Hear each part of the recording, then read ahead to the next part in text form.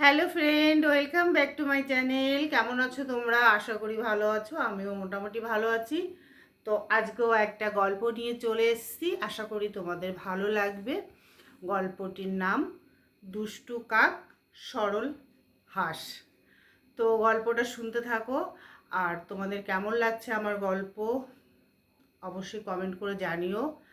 আর চ্যানেলটা একটু নতুন বন্ধু করে পাশে থেকো। আর আমার ছোট্ট চ্যানেলটা একটু এগিয়ে নিতে সাহায্য করো বন্ধুরা। তো চলো গল্পটা বলি, তোমরা শোনো। বন্ধুরা, দুষ্টু কাক আর সরল হাঁসের গল্প শোনাবো। এক কাক আর হাঁসের মধ্যে ছিল দারুণ বন্ধুত্ব।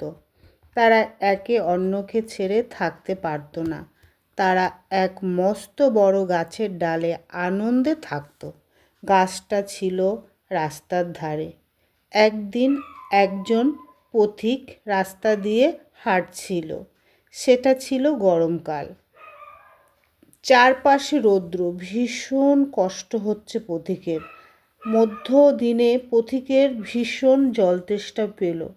সে আর হাঁটতে পারছে না। সে ভাবল পাতাওয়ালা গাছের নিচে কিছুক্ষণ বিশ্রাম নেবে।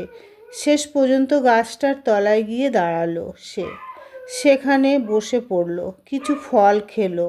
ভাবলো একটু ঘুমিয়ে নিলে কেমন হয়। সে মাথার তলায় ব্যাগ রেখে ঘুমিয়ে পড়ল। সেই সময় সেই হাঁসটা গাছের ওপর ছিল। সে লোকটার এমন অবস্থা দেখে ভাবল একে একটু সাহায্য করা উচিত। লোকটার জন্য কষ্ট হলো হাঁসের। কি করে সূর্যের তাপের হাত থেকে তাকে বাঁচানো যায়।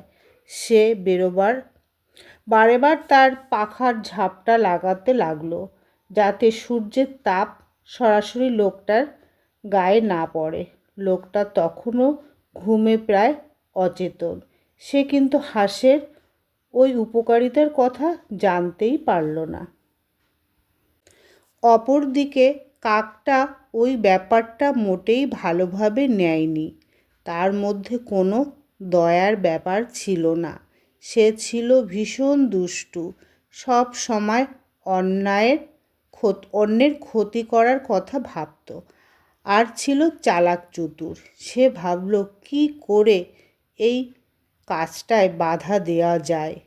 কিছু একটা করতে হবে। শেষ পর্যন্ত সে গাছের ডালে গিয়ে বসল। তারপর লোকটার মুখের ওপর পিসটা ত্যাগ করে দৌড়ে উড়ে গেল। পথিকের ঘুম ভেঙে গেল। সে বুঝতে পারল তার মুখে কিছু একটা পড়েছে। কি সেটা? চারিদিকে তাকিয়ে কিছুই দেখতে পেল না। শেষ পর্যন্ত সে তাকালো গাছের ওপরের দিকে। দেখল একটা হাঁস বসে আছে। পথিক ভীষণ রেগে গেল। হাঁসটাই তার ঘুম ভাঙিয়ে দিয়েছে। কারণ সে তো হাঁসের ওই সুন্দর ব্যবহারের কথা জানতো না। সে এক টুকরো পাথর নিয়ে হাঁসের দিকে ছুঁড়ে দিল। পাথর সরাসরি হাঁসের গায়ে লাগলো। হাঁসটা সঙ্গে সঙ্গে মারা গেল। দুষ্টু মানুষের বন্ধুত্বের ফলে সর্বনাশ আসে। এটাই হলো এই গল্পের শিক্ষা। দুষ্টু মানুষের বন্ধুত্বের ফলে সর্বনাশ আসে, এটা তো ঠিকই কথা। দুষ্টু মানুষের সঙ্গে মেশা কখনোই উচিত না। বন্ধুরা, কেমন লাগলো গল্পটা? ভালো লাগলে একটা লাইক কমেন্ট করে দিও। আর এরকম গল্প শুনতে চাইলে, ভালো লাগলে পাশে বেল আইকনটা অন করে রেখো। নিত্য নতুন গল্প আমি নিয়ে আসবো তোমাদের জন্য। ভালো লাগলে লাইক কমেন্ট। রাধে রাধে। ভালো থেকো, সুস্থ থেকো। Bye, tata.